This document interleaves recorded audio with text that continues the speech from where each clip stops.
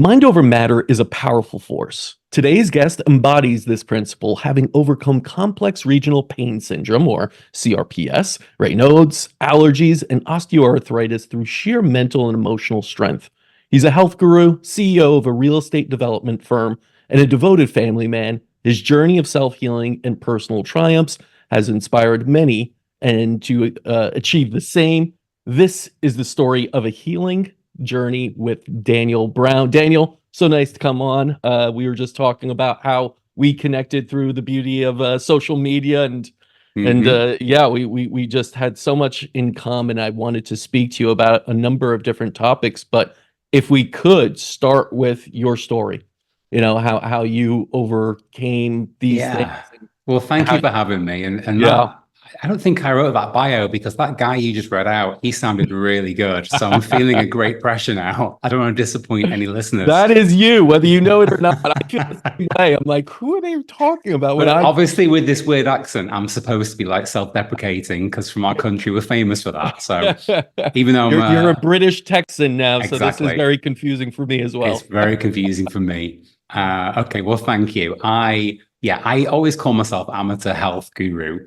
I don't know anything, but I know a lot is kind of what I find myself doing. And I've been on a journey for most of my life, but especially the last 10 years of just looking for what is health? What does good health feel like and look like? And what should I expect? And when I began digging into this a number of years ago, I went down the rabbit hole of discovery of, wait, most of what we're told seems to have come from places that I'm not so sure I can trust in. Which I, again, imagine many of your listeners are very used to kind of thinking that way. And I just kept digging and digging and digging.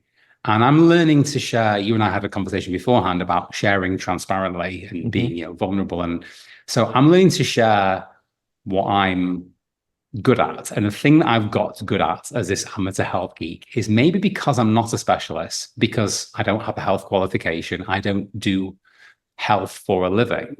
Maybe it helps me be sort of wider in my view and quite open-minded.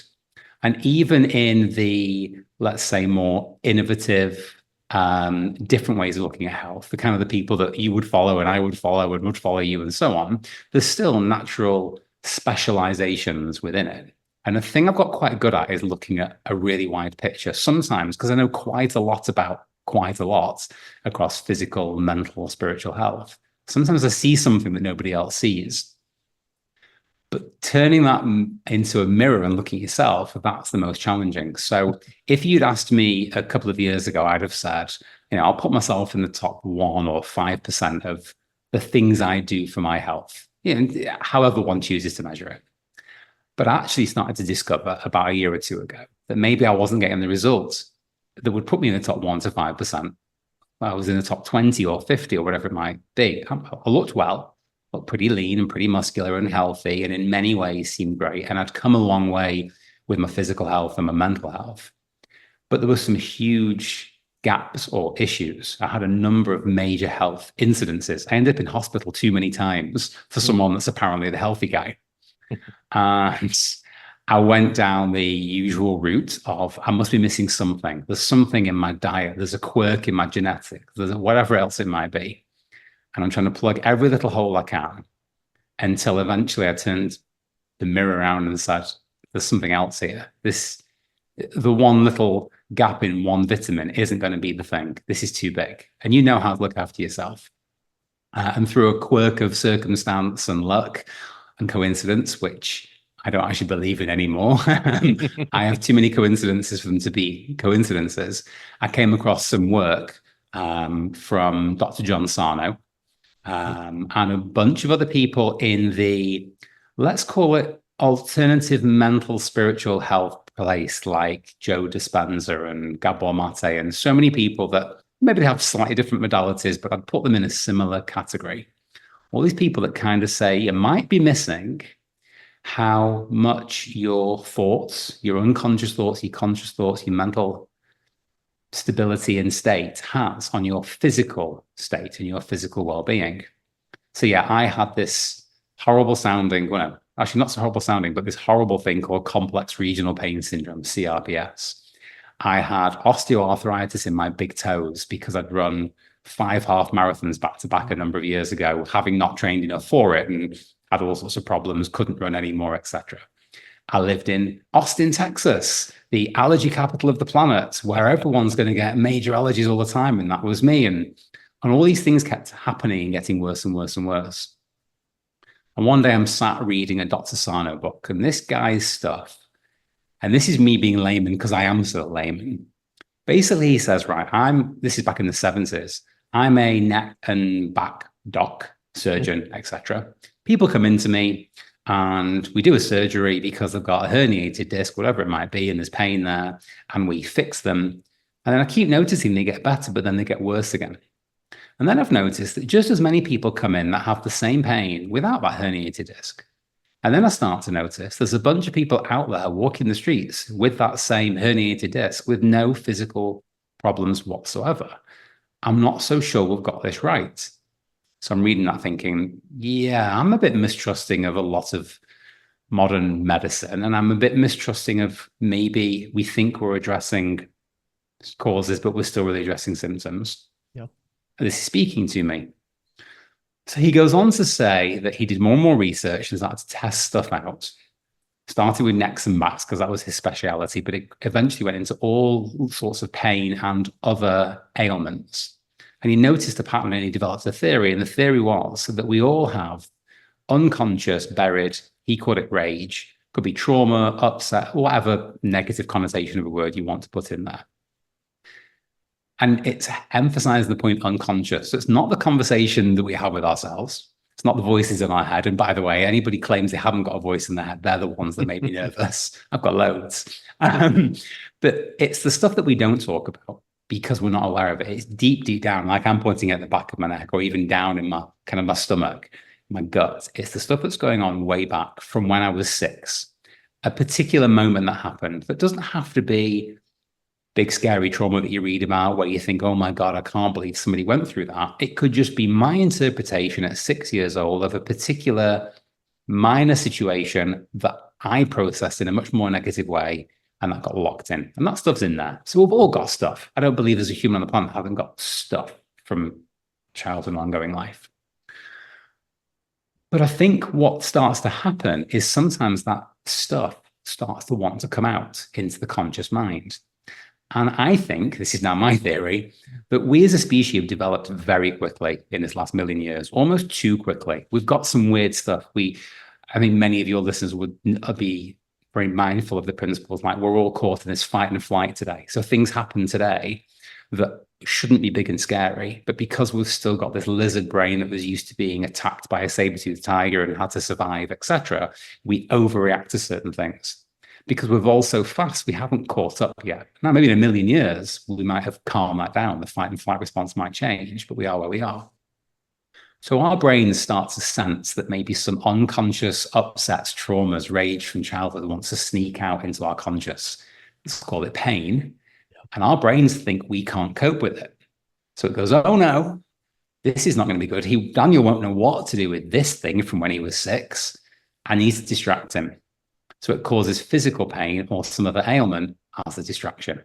Now, even as I'm saying it, and I've been through life-changing stuff, and I've helped other people have the same experiences, I can almost hear the woo-woo mumbo-jumbo-ness of it.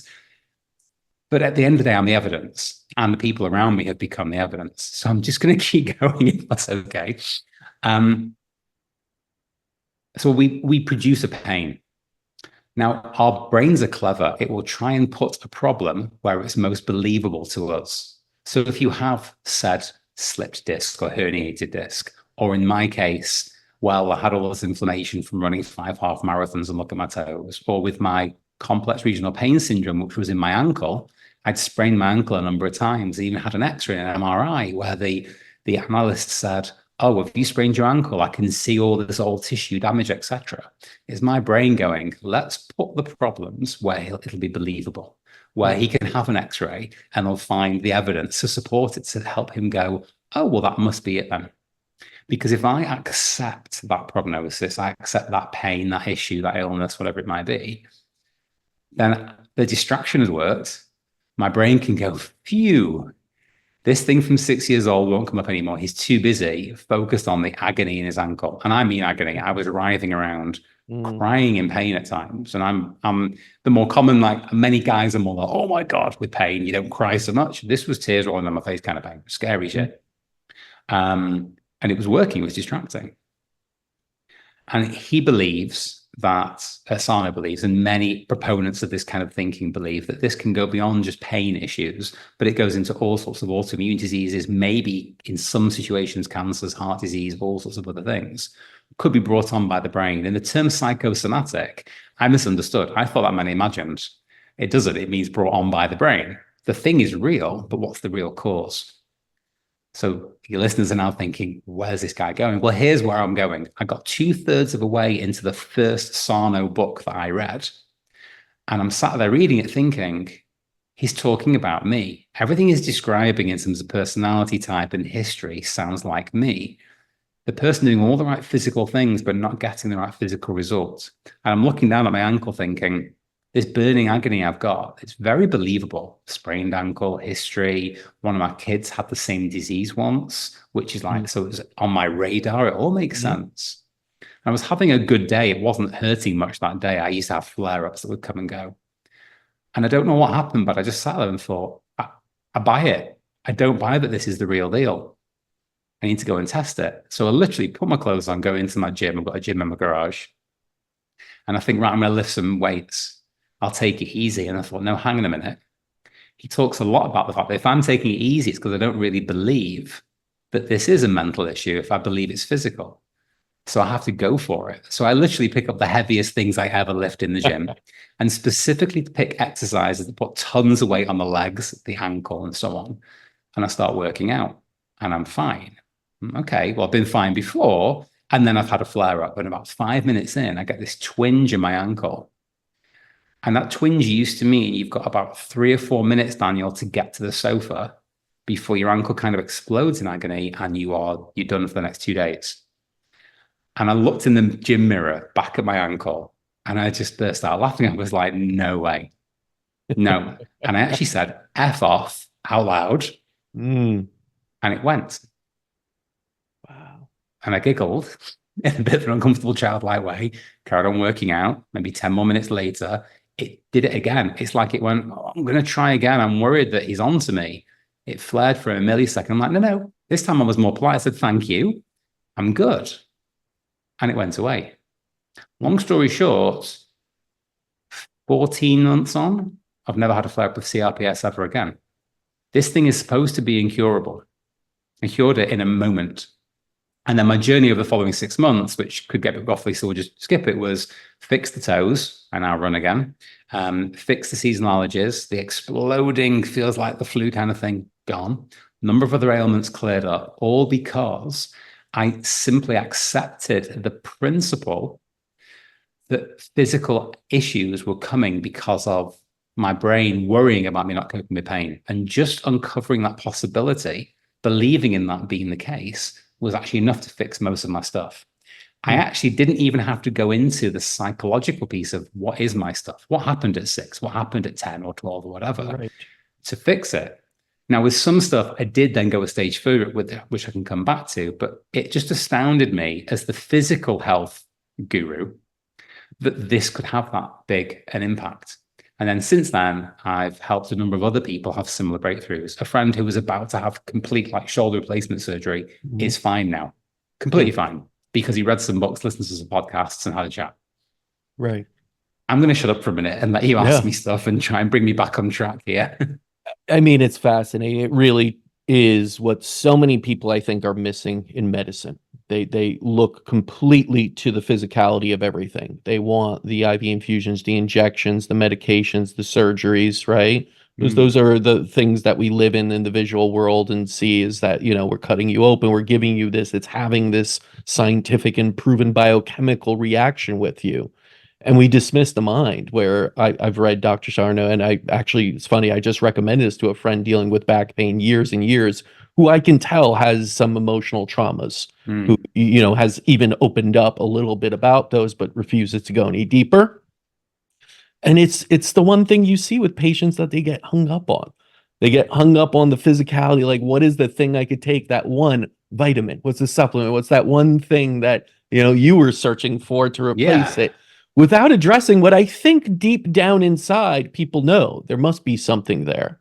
Now it's really interesting because most people would say, well, I don't know what it is. So how do I address it? If I can't remember that 6-year-old, memory that was bottled up, that's now in my subconscious, leading belief systems to do that and leading my body into a self-preservation kind of activity of sorts of placing pain elsewhere. Mm. How can I address it without doing it? Your tale was interesting because you just basically acknowledged it is there, not knowing it yet. Did you get to a point where you figured it out? Is the question. Yes, it's a great Yes. question. So I've got some for my own theories that have developed further. So first of all, one of my ailments I didn't quite get on top of just through the belief principle, and I had to dig deeper. But I also had this. I was going to stop myself saying fear. No, I have this fear that Raynaud didn't live for 200 years to research this for 150 years to see the long-term effect. And I thought, interesting, the data appears to be that something like 80% of patients that go through this enlightenment, just reading books, going to lectures, listening to podcasts, whatever it might be, have a breakthrough just through the idea of this thing without ever having to go into therapy and whatever else. And maybe 20% do need to go deeper. But I thought that what we don't know is, does it make all the obvious stuff go away? So great, my toes are fine and my ankle's fine. I'm breathing clearly every morning. But I was scared that maybe 10 years or 20 years or 40 years later, that undercurrent of something does come out in some other scarier way, like a cancer or whatever else. And I just thought that might be the missing bit because no one's done that research for 150 years to really see the full picture. So I'm going to keep going. As a responsible human, husband, parent, grandparent, etc., I am going to go all the way. So what was interesting was and I think this is an under-recommended or underplayed technique. One of the things that's very briefly in one Raynaud book, and I never hear anybody else talk about this, that for me was huge, was this idea of being an amateur therapist on yourself. So the technique was really simple. It was a bit like a journaling thing. And I just did notes on my phone over a few days. And I imagined that somebody had laid out in front of me this story of this guy called Daniel, who's at the time 46, lives in Austin, married with 5 kids, and here's his history. And it's all written out over a bunch of pages. And like, oh, he's an only child, and this, that, and all this stuff's written down. And then me being the great amateur therapist I think I am, I was like, right, what would I guess his stuff might be? Without knowing him, without asking him a single question, what would I write down? And I didn't eliminate anything. I didn't check, oh, do I feel this deep down? I tried to make it almost like cold. I'm just reading this story of this person I don't even know. And it was obvious stuff that I just thought, interesting, only children, they're always weird. Let's write stuff down about that. I was always a bit overweight as a kid. That definitely had was a factor. And there was not bullying. It was friendly, loving banter with friends. But I wonder if on some level I could have taken that a different way. I don't know. Let's write that down. And I'm just writing stuff down. And I literally wrote 50, 60, 70 different theories down of stuff that this guy called Daniel could have going on. There was a couple where it sort of hit a chord. I was like, oh, I feel something there. Interesting. Others where it didn't. But it was an interesting experience. A few days later, a couple of minor things cleared up. I had this rash on my hip and I realized it was gone. So my theory is somewhere in those 50, 60, 70 things was a real something. I don't know which, but maybe that I went that one bit further and the brain went, oh, he really is onto me. He knows about that thing. And that means he's okay about that thing. So I don't need to protect him anymore or distract him. No worries. The rash after 10 years disappears. Interesting. And another one was crazy. I'm out walking and this thought popped into my head. Interesting. I always looked up to my dad when I was a kid in this big, powerful, strong human way. Much taller than me, very broad, very tan, strong looking kind of guy. And I thought, but interestingly, he's been sick almost my entire life. That's confusing. But that was confusing for this guy called Daniel at some point. I'll write it on my list. Write it down. I happened to go into my gym at the end of that walk and I start lifting. And this particular exercise that I used to do where I could hit, I think my max was 7 reps on this particular weight. And I go do it and I lifted 12. That was weird. Switch size, did it again, 12 again. I'm like, wait, what's going on here? And then I go to do a particular type of bicep curl where my limit was 40 pounds. So I go and pick up the 45. I was like, no, I'm intrigued. Picked up the 55. It's like a 40% increase in weight. And I did the same number of reps I was doing a day earlier with 40. And it just suddenly hit me. I'd just written down this thing about my dad. I think my brain had me believing something about strength and weakness and being a weaker human, etc., was holding me back. I became physically stronger by about 40% in a moment. And my total training volume of what I would lift in total pounds over the course of a 35-minute workout within about 2 more weeks of that doubled. Now, I was just playing with a theory, but it was like it was enough to have a bit of a breakthrough. Now, obviously, beyond that, I'm a huge fan of therapy, and there's so many different therapeutic modalities as some have, there are different pros and cons. I'm all for it. I absolutely am. And I then went and did a little bit more, did some digging, had a couple of great sessions with an NLP therapist. What else is going on down there in the unconscious? And a couple more things to play with there. Let's pull those out. Let's handle them. Let's look at them differently. Let's maybe reprogram how I see them now.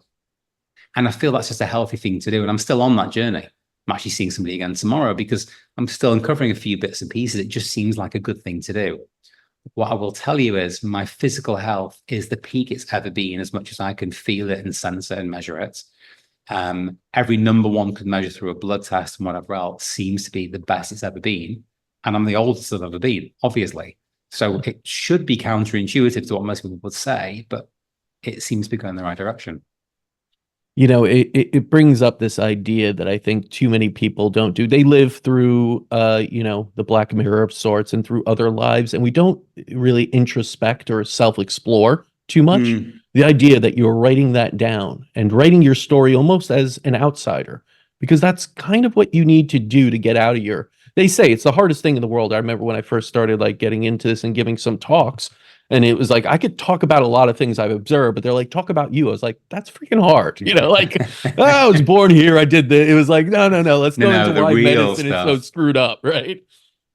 But, we all have our own hero's journey of sorts in our lives and, the ups and downs. But we have to tell those stories to ourselves to see if what we're actually perceiving is correct or not. Because most of us are perceiving it in an incorrect way because of belief systems that we don't even know are playing in our head and limiting us, whether it be actual strength limiting or limiting us with disease that we don't understand why. And as you say, belief systems, it's so interesting because I had a friend who did a talk about 6 months ago where he was talking about truths versus beliefs and the fact that almost everything we think is a truth is actually a belief. Yes. And you just have to push it deep enough. Why do you believe that thing to be true, whatever it might be? And you take it back far enough, and there's an argument for looking at it differently. You go all the way back to the beginning. And I think that's such a powerful thing. My entire life is based on beliefs that I, in effect, have pieced together based on what parents told me, the world told me, social media told me, whatever. And I think that they're true. But there's probably a lot less things that one can truly categorize as true. Oh, absolutely. And so many of those beliefs are really formed before the age of 7, they say. And then you carry them on subconsciously again, but they are there.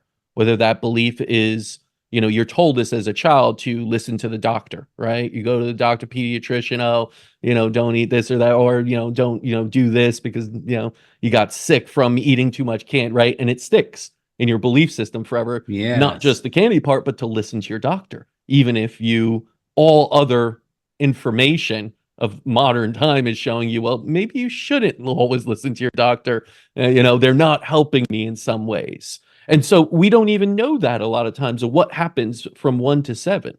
And I think it's something to be said that it's incredibly hard for any parent and any child to get it right. Especially if you're first time around, you're going to have things that just show up and are challenges and may impact your child. But this is why it's so important later in life to be introspective, to look into what are those belief systems, to start questioning things, to always be writing down your story because you don't know what's holding you back, but it probably is something from a very long time ago. Yes. What were you talked about all the things you were doing and and basically writing this down in your notes so many times and telling this story, did you ever get to a more pivotal point of, oh, wow, it was that, I'm remembering 5 years old, something that, wow, was innocuous, but it really does impact me? Yes. Yeah, I definitely did come to that. I can picture myself sat in our bedroom chatting with my wife when I just said to her, I've had a bit of an aha. There's an image I've got of myself, and I'm somewhere between maybe 3 and 6. And there's something around maybe having been an only child or whatever it was that had me questioning certain things around safety, security, etc. And the details don't really matter for here. But it was like, that's a big one for me. How I program that is a big one for me. And as you say, it's like, it's big on parents. So like my mum or dad could listen to this and go, did I do something wrong or whatever else? Like, well, no. Because first of all, I genuinely believe the thing that everyone does their best they can with what they believe to be possible and true in that moment. I genuinely believe that. And we don't have that complete control. I know that the stuff that my wife and I have done with the best intention in the world that will have had an impact on our children in not the most useful way to them. But we do our very best with it. And as you say, it's up to us to try and support them with the idea that as they become adults, or hopefully they go find this out for themselves, hey, there's stuff that you'll need to keep working on. We did a pretty good job, but we won't get it all right. We may have misled you by accident, or you may have had an experience that you blew out of all proportion at 4 years old. And therefore you see the world in a certain way. And it's not even about right or wrong. It's just a belief that you've created, and ask yourself the question, is it serving you? Is it actually making you happier, healthier, more fulfilled? And if it isn't, it's probably up for a rewrite. It can be done. You have to decide to put that effort in. So yeah, I found stuff and I'm working through that stuff. And I think that's an important thing to always be doing. Oh yeah. I mean, there is no stopping in this healing journey. You'll learn things as you go along and peel back layers of the onion. It's the one thing I always tell patients that I think needs to change in the healthcare system and medicine is that, when you're going through a medical treatment, that is just the beginning of something. That'll peel back your initial layers, serve as a catalyst. But you have a long road ahead of you to truly get to where you need to be. And it will always be there. You're always healing every single second of every single day. And, it comes in sometimes waves. There are evolutions to healing. There are times where you're just going to, receive, some inspiration about what happened in the past that may be holding me back. But you got to look for it. And it goes, I know that you read my newsletter, and I talked about synchronicity. What RFK Jr. told me a story about Carl Jung in his book Synchronicity. But the big thing about synchronicity is you have to be willing to look for it. You have to have it in your mind and awareness field to search for answers. If you don't put that even in the awareness field, it'll never come to you. You won't see the synchronicity, even though it's everywhere around you. Yeah. Did you find that as well, that once you started writing, once you started being introspective, once you took these new actions in your life, that the answers came just because of that? Yeah, answers do come quicker. I agree with you. But I guess it's that people talk about the reticular activating system, the bit that says, well, now the minute I'm thinking of buying my red Tesla, there's suddenly red Teslas everywhere because it's what I'm looking for. There was no more red Teslas today than yesterday, but it's on my mind. So I overfocus on that thing. So I believe in that. So I said before, my life seems to be full of ever more coincidences, and I do much prefer synchronicity. And I don't believe in coincidences anymore because it happens too often. But I think every time I say that out loud, I'm convincing myself all the more that there will be more of these synchronous moments, which means I'm going to go looking for them, which means maybe in the past that have passed me right by because I wasn't looking to see it. Because there's apparently, did he say something like there's 2 million pieces of information coming at us every second, but we can only process like plus or minus around 7 of them, whatever the number is. It's always those crazy kind of numbers of zeros. So I've got to eliminate 1.9999 whatever million things. So I've got to be very, very selective. So if I go looking for the right stuff, the stuff that's most useful to me, these coincidental synchronous moments, I'm probably going to find more and more of them. And then that pattern rolls. And that seems to be the case. And the more I unravel or peel back that onion, then the easier it gets to see the next thing and the next opportunity, the next way to grow. What's funny about all of this, I don't know why this pops into my head, is I've then had the conversation with myself. Well, so does that mean all the physical stuff doesn't matter anymore?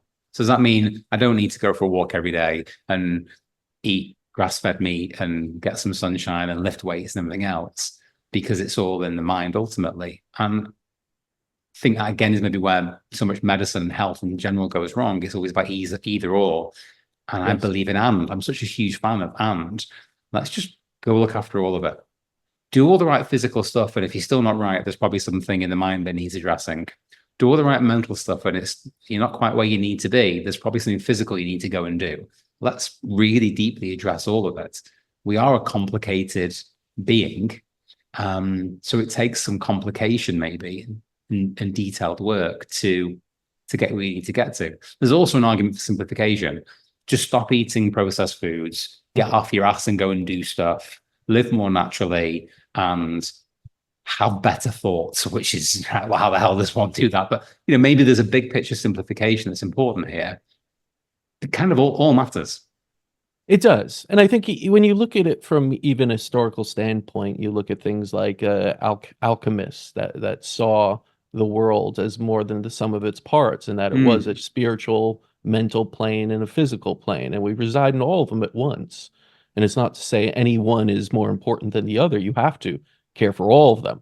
You can believe you're a spiritual, being in this rented body of ours, but then let's take care of the rental, right? Yes, even absolutely. if we are the spiritual beings, or the other way around. Also, I think nowadays, of course, it's very easy to get very caught up in the physical. You go to the gym, you eat right, you spend money on looking a certain way. It's Botox, it's this, it's that, and we completely neglect the mental and spiritual aspect. Are we even satisfied with all the things we're doing from a spiritual take? Probably not. And are we just anxious about how we look at all times, even though we're spending all of this time and hyper focusing on that physical body? So potentially very caught up in the idea that everybody else is looking at us and cares, and that we should care that everybody else is looking at us, when actually no one's looking at us. No one's worried about themselves. Everyone's actually worried about what everybody else is thinking. So by default, who gives a shit what anybody else thinks? Right? It's probably one of the hardest things. It's like the fear of judgment, of embarrassment. These are such drivers of our everyday actions. When if you really took a step back again and were able to look at it from an outside perspective, no one gives a shit about you. Let's be honest. Like, not in the way you think they do. Of course, your family cares and people care, but care and love, but not judgment. But they're not judging you at every second, and even if they are, it doesn't matter in a sense if you let go of that notion. One of the things I saw you mention is about this idea of non-religious spirituality, because I know people get very hung up on the idea of spirituality only coming from religion, which obviously has been radicalized throughout history and used in negative ways. And now you have a little bit of this pushback in modern times of very atheistic mentalities. I think a lot of people nowadays have replaced God with either science or money, one or the other. And those aren't good things either. But yes, you may not be a religious person, but that doesn't mean that you can't be a truly spiritual person. But tell me about your thoughts on non-religious spirituality. For me, it's probably quite simple. I love data and science and so on. And I also believe that the stuff that we can't explain, that we'll never be able to, and I'm not just okay with that, I kind of like it. I don't know why I like it. But some of this stuff with synchronicity, some of the stuff where a person pops into my head and it feels like right to reach out to them, having not spoken to them in a year. And then as I'm about to, a text message comes through and it's from them. Like, it seems to happen too often for it to be just a random occurrence. We seem to be able to influence the world around us, one another, in ways that blows my mind. Where there's something more. Now, the obsession seems to be, well, prove to me what that something more is. Explain it. It's the guy with the beard and all in white on a cloud. I don't know what it is. I don't care. Does it matter? Is my life better or worse because I believe that there's some forces beyond what we're aware of properly and that we can link into? I will say yes, because I didn't believe that at all a number of years ago. And through various things that happened in my life, I do believe that more.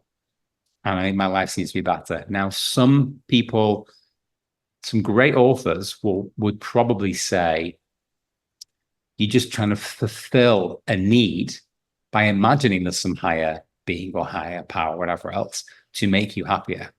Now, we could get into a debate whether they're right or wrong, but there's that other part of me that wants to say, I don't really give a shit. Because my question to you is, are you happier and more fulfilled in your life because of that skeptical approach? Or am I happier and more fulfilled? Now, I don't believe I'm trying to blind myself or convince myself of something, because I came from a more skeptical place. Mm-hmm. I've just found that if I let go or lean into believing that treating people right will just bring the right things when it needs to, that doing the right thing in the world will bring abundance in the right way, that it just seems to be right. And I just keep getting evidence of it because, well, why did that thing happen and that thing and that, and all these wonderful things happened? I didn't go make them happen, did I? Did I? Do I care? And maybe the argument isn't necessary. Now, I do have an issue with religion when it becomes radicalized and starts creating good or bad. There's plenty of people that use religion in a positive way, I believe. It's the way of them being able to picture maybe their spirituality. And if that helps, then that's awesome. So yes. I've fallen away from, I used to be very opinionated, all religion's all bad and all wars are because of religion and so on. Nah, maybe tribal as species, that stuff would happen anyway. Everything's got its pros and cons. But I just believe there's something more, and my life is better when I believe there's something more and lean into it. I don't know if I'm answering your question very well. Absolutely, absolutely. And again, this is the idea of experiences matter in this, and data is always going to be something that's from the outside, and evidence is always skewed. You can find any study that shows, religion is the cause or it's the greatest thing ever. It helps you. But it's about the experience. And I know this, that a number of the people I knew that grew up in religion kind of pushed it away aside, just didn't believe in it, and then went to atheism, just did not have that lust for life almost, in a sense. It became sort of this jadedness to the world of sorts. It's not everyone. It's my observation of these things, and I've dealt with this too. I've studied so many different religions. I don't find myself a devout anything. I find myself a devout observer of the spirituality of the world and seeing where people can, take the good things out of it and leave those parts that don't resonate with you. And I think that's very interesting what too. What do you believe? What would your answer be? Oh, I believe there's something bigger than us, and just that alone, just that knowing that there's something, gives me more enjoyment and purpose in the world. And you smiled as you said it. And literally, watched your face change as you said it. So, okay, so one can debate right and wrong, or what's a useful belief or not. I looked in your face like that was a useful belief. So, yes. And I have to say this, that whether you go into, again, the religious route or a spiritual route, a level of faith is something I have witnessed time and time again that has aided so many people in a healing journey from incurable to healthy today. That's amazing. And it's one of the X factors. It's purpose is a huge one too. If you don't have purpose to get out of being diseased, you'll find a way to stay diseased because the disease becomes your purpose. You become the diagnosis. You become that level of, sympathy and pity upon me. And what am I going to do? And I don't know. This is my life now. I'm used to it. So you become that. But I have seen this. And again, I've talked to so many, and it's just been around me my whole life, being around patients and doctors, those that do have that level of faith, some passion and purpose, are in a much, much better place to heal from that. And they will then find answers, such as you did, into the whys of the world and into the thoughts really do matter. And then you keep going and going and going and learning through it and evolving. And I say healing is really a transmutative and transformational process. It's not the avoidance or the ridding of symptoms that we say, oh, I took a pill and it worked, the treatment worked. Like, no. You didn't change from it. I think disease is there for a reason. I think what you went through as well was there for a reason. Your own body was trying to tell you, like, hey, this is not serving you. You need to address this thing. I love that. It's that thing around, rather than why is this happening to me? Why is it happening for me? And just reprocessing it that way. And I look back, and some of my past things, physical things, got me attention. at a time when I felt insecure and therefore having attention was positive. And it's like, really? That was the best way you could come up with? Well, it wasn't me consciously coming up with that. It was a confused 3-year-old coming up with the best solution. Yes. It all needs digging into. That's beautiful. Thank you. Yeah, no, you're welcome. And I do think there's something to be said for if you're listening to this and saying, well, here are two guys that have been doing this for a long time, chatting like it's normal to think this way. And, it's not. I know we're anomalies in the world. When I say these things to other friends, they just roll their eyes. And like you said, what a woo-woo crazy guy is. But I do know, I believe you said you read a book every 5 days or so, right? Yeah. I think that's a big part of what got me into it. I was a skeptic when I was a teenager, like most teenagers were. My father gave me, at that time, he was much more into European biological medicine and getting more and more deeper into what was out there in the world, give me things like homeopathics. I'm like, this is bullshit. Like, don't give me this. Like, Dad, stick to being your conventional doctor that you were when I was very little. But then I started to read because I was interested. I knew my father was getting results. He was doing better in his career, and it was intriguing me. And I've been these places around the world, and it was used there, and they were doing well with it in other places of the world. So that's what got me to start to read and realize that through that process of educating myself in reading different types of books that most don't, you start to pick up an awareness field that is different from what you had. You start to let go of those limiting belief systems. You start to change your brain. And that helps you into opening and not being so rigid. Do you have any books that really kind of transformed you as you kind of evolved through all this and opened you up? Yeah, I guess I've got a few books that I always put in my category of, if it was up to me, it'd be a law that everyone should read them. Yes. But the one that seems to spring to mind as you're talking right now is Mindset by Carol Dweck, because it's one of the best books I've ever read on a single concept, which could get boring. Why can't you just say it in 10 pages? Why does it need 300 pages? But just this idea that there's fixed mindsets that believe we're born kind of the way we are. Intelligent people are intelligent and so on. And there's growth mindsets that believe anyone can become very good at almost anything. And then there's kind of the spectrum between it all. And really getting to grips with that deepened my belief that I and anyone that wants to be can achieve just about anything. And let's leave out the outlier, because the minute somebody says, well, are you saying you could become a, MBA, I don't know, American sports, whatever position? No, I'm not 6'7". Okay, but you're talking about the 1 in a million or the 1 in 10 million. Don't confuse it. I'm talking 99.999% of people can probably become exceptionally good at just about anything if they're willing to do the work and have the beliefs and so on. And I guess that's the opening the mind to limitless potential, which then means every single book I read after that maybe went in more deeply. I hadn't thought about that before until you were talking about it. But I'm open to the idea that I don't know anything. The more I learn, the more I feel like I don't know, because my mind becomes more open to the possibility, like, oh, the gap's got bigger, but in a good way. It's like, great. I'm never going to get to an end point. I'm never going to get bored. There'll always be something else to learn. That to me is a really cool thing. I like that.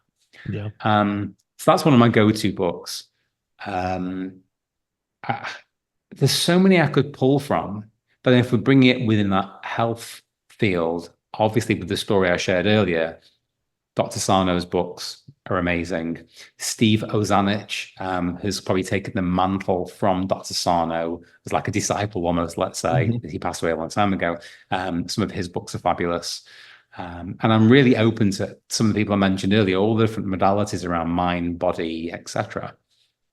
But I just think anything that opens your mind to the possibility of opening your mind more and seeing potential and possibility. Like another one would be The Gap and the Gain, Benjamin Hardy, and just this perspective that you can get lost. I got lost recently in terms of thinking I was way behind where I wanted to be, should be, could be, some stuff that I was doing that wasn't going as well as I'd like it to. And I managed to transfer that thinking of gap and gain to, okay, I'm 47 right now. Look at me at 17. Look at me at 27, 37. Oh my God, look how far I've come.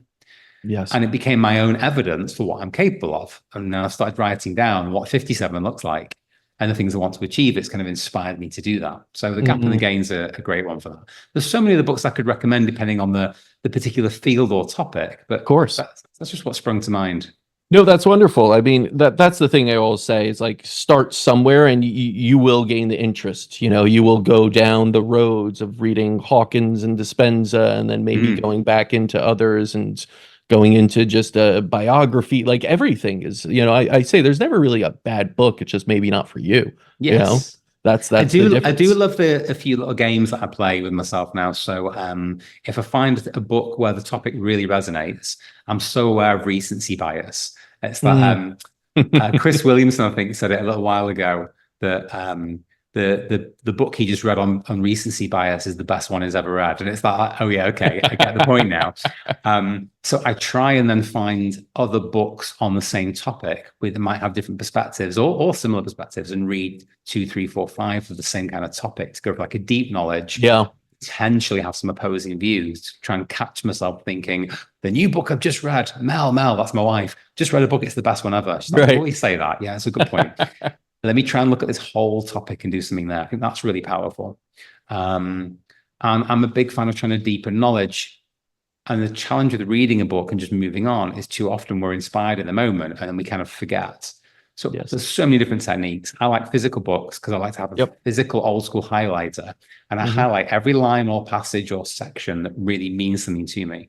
When I'm done reading the book, go back to the beginning. I take a photo of every page that has that highlight on it, pop it all in a folder, reread those, and then they're locked away. Now, something happens straight away with the rereading. You go a lot deeper. And then sometimes I realize there's an action that I have to go and do a thing as a result of something. And people often talk about, you know, knowledge is power, but a few of us talk about applied knowledge is power. Go do something different as a result is key. So whatever your technique, make sure you didn't just enjoy the book, which is definitely a step. But if there's something to go and do, go do the thing. Maybe read Atomic Habits as the first books, because that teaches you how to go do the things. Yeah. And it's funny because so many times people will actually put that in their books. Like, in order for you to take advantage of this, you got to do the things in it. Yeah. And like you don't anyway. You just read and you go to the next one and you read, you're like, oh, it is the greatest fill in book. this section. And then you just jump over. So I am a big fan of actually like rereading and like, you know, and taking the actual application of it and applying. Because you're right, without the application, it's just knowledge. And that won't really change your life too much. It's the whole, what I believe is what so many are looking for is the answer is not the answer. It's what you do after you get the answer. It's like the Oscar that opens the door for you is not going to change your life. It's what you do with that afterwards, the work you do after you've been exposed and, oh my God, a door is open and shown me the way. But now you got to walk, you got to do the work. I like that. It's not the reading the book. It's what you do the day after you finish the book. That's what really matters. I know. That's very And cool. for a while, I was just, I hoarded books. I just ordered, like, because I guess they tell me a good book. I'm like, all right. And then I just have piles of books everywhere. And I would just try and read them to read them, not to apply it, just to get through it and go to the next and say, oh, look at me. But then it wasn't really the application. So I slowed down a little bit, but I also try and reread and actually do things off of it, right? Even if it's one thing from that book that I will start to apply in a daily habit of sorts and see if it works for me. Because the knowledge is one thing, the application experience is a total another one. Now, Daniel, I know part of what you do, you're CEO, Brownstone Capital Investments, and you talk about also, you know, how you're very into creating homes that are like healing sanctuaries, correct? Yeah. Tell me about that, because that's fascinating to me. I'm looking for a home right now. I sold my place in the city after so long. It just wasn't conducive anymore to me. And it's like this idea of a healing sanctuary is so important. We spend so much time in our homes, and half of these homes that we're building are really almost making us sick. VOCs. So we build around Austin. We build spec homes in Austin, kind of wide, vaguely called mid-market, very different price points, real mixture. And there's two things we do that I can already say we do this really well. So very high design and very high quality. Great. But then the third pillar or tripod or whatever you want to call it for me is making homes healthier, because that's my deep, deep passion. I believe I'm here to help the world become healthier and happier because of it. So I wanted to apply that to our homes. And yeah, I believe the same as you. I think our homes are not so good for us these days. Yeah. We don't get clean and naturally flowing into them very well. They're these tightly sealed boxes. Yes. The water coming in can be a problem. So many of our pipes and the crap that comes through. So how do you address those things? I am not yet willing to stamp my Daniel Brown seal of approval that our homes are what I would call healthy, whether it be physically or spiritually, but they're getting better all the time. And I've got an image in my head, it's maybe 3 to 5 years out. I could make a house right now that I could truly say that is a healthy home in every way, in both physically, mentally, etc. But that $2 million home is now going to have to be $3.5 million. So I'm a realist. I've got a business to run it. So how do I do it? So we just look all the time at the little tweaks we could make. Oh, great. We've found a healthy paint company where the paint doesn't have plastics and oil and so on in there. The paint is all mineral based, which now means the person actually doing the painting isn't breathing in the toxic fumes, and it allows moisture to pass through correctly, so you're less likely to get mold between the walls because the house can breathe better. Great. It's not that much more expensive than normal paint. We'll do that one. Next batch of houses. Okay, we've found a great whole of home water filtration system that's not crazy expensive, but makes a real difference to health long term. Bring that into play. Keep adding pieces on, and we're just constantly looking and researching. And like most things that develop, things get cheaper as they become more commonplace and get better research. So we keep trying to find that balance of what can we bring in, and we just keep wanting to bring it. And the extra element on top is we try and work with our architects and our amazing designer, my wife, not biased at all, on the flow of the home and that maybe more spiritual sense of things. Well, what's the light going to feel like? And where would you likely be sat? Relaxing, where you'll sit here. What do you see? What's around you? What's the space like? Which way are we facing? Magnetic poles, position of the sun, whatever it might be, and just bring in what we can and just keep trying to enhance these elements. And like I say, one day I want to turn around and go, boom, that one there, that house, that's the all encapsulating. It gets my full seal of approval on all of it. And we just keep moving that way. And I'd love to get to a place where, as knowledge grows in the buyer, more and more buyers start to say, we expect this now, which means other builders have to do the same thing, which means more people are healthier in their homes. As much as anything, I want people out their homes more anyway, but we're going to be in them for a significant percentage of the time. Let's make them better places to be. Oh, absolutely. I agree with you. It's one of those. The lighting's an easy one. That's a great one. That's an easy one, right? And these aren't, you don't have to, rip down your house and rebuild it. You could start small, like you said, lighting, air purification, just moving, just getting flow. You're right, locked up. Like there's so many houses don't even have windows, or the modern ones, apartments, let's say, that you could open at all. In New York City, I know that's almost like a badge of honor because, it's safer. And look, we're using all this, beautiful technology. You don't need to ever open up. Like, no, you do. You can't lock yourself completely out of nature. If anything, go the other way and make it more biophilic and bring more nature in. And that's healthier for you. Yeah. And if you're looking on the screen, you can see all these plants I've got behind me. Even that is that simple. There's something about this room that I work in where I've been very careful about the particular paint color I've chosen. It's like a calming, not bright white. I hardly ever turn lights on, but when I do, they're ultra low flicker. They've got a nice yellow hue to them. I'm breathing in, I believe, better air because of those plants. It's just small differences. Yeah. This room feels like a very chill, peaceful place for me. I'm as close to the window as I can get. I open it as often as possible. Yeah. Makes a difference. Yeah, where you work and where you sleep are so essential. We want to make it into that space that calms you, that makes you feel good, that makes you productive, that makes you regenerate better, right? And people often overlook these things. They wonder why they're not feeling so well, why they're, always fatigued. Like these are the little things you could look at and make those little changes, and they have such a great ROI. So I love that idea of what you're doing. And, I'm such a fan of this. Again, it's my idea is the healing sanctuary, right? That needs to be your home. That's, if you can't call your home a healing sanctuary, then I don't know if you could really optimize health, but sanctuary is a good word for it. It really is. That's what we all seek, is some sanctuary and everything. And I do think that's the healthiest way to live. Like you said, we have so many pieces of information coming at us, so many things that are negative. Let's just balance it out. Doesn't mean you have to go live in a cave completely off the grid. You could do it in a very smart way, in a modern way that you feel really good in, and are still interlinked and part of society. So, Yeah, I mean, you mentioned again, I think before we even started, social media. It's got all yeah, its downsides, it's got its upsides. Every piece of technology has pros and cons. So my new thing, as of literally just a week ago, I've caught myself being pulled back into the bad habit of playing on Instagram more than I really should and need to. Okay, from now on, Monday, Wednesday, Friday, Saturday, that's my only days I'm going to go on it. I'm going to go on twice. Once to post something for my business or for my personal account because it feels like the right thing to do and allow myself 5 minutes to enjoy and pull some useful knowledge in.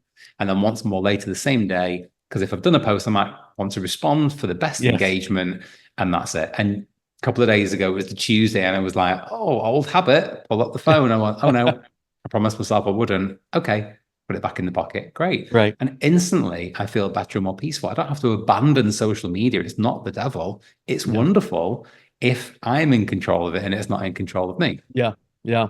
It's like in medicine, say the devil is in the dosage, right? Yeah. Keep it minimal, you'll be fine. You Yep. maximize it, oh, Don't that's not OD. healthy. No. Well, speaking of social media, where can people connect with you and learn more about you and just to maybe drop you a DM? I guess either of my Instagram accounts. So we have our business account, which is brownstone underscore capital underscore investments. And then I am Daniel Brown Life. That simple. I'm assuming you put this on the podcast notes or whatever else Absolutely. anyway. We'll add And it that's in where there. I'll talk about food, spirituality, health, exercise, sunshine, laughter, whatever else it might be. No, I listen, I love your take and I love that it's a holistic one. You're seeing it as an observer would. You're not focusing on any one particle. It's more about the patterns of health. And I think that's what more people need to do and stop searching for the one particle that'll change their life forever and Yeah. understand it's all in the patterns and the daily kind of habits, choices, and routines that we have that we live our healthiest and happiest. So thank you for sharing your story and getting that out to So the world. welcome. Appreciate you having me. Absolutely. And as you heard, be sure to visit Daniel on Instagram. That's at Daniel Brown Life or at his website, brownstoneci.com. Until next time, continue writing your own healing story.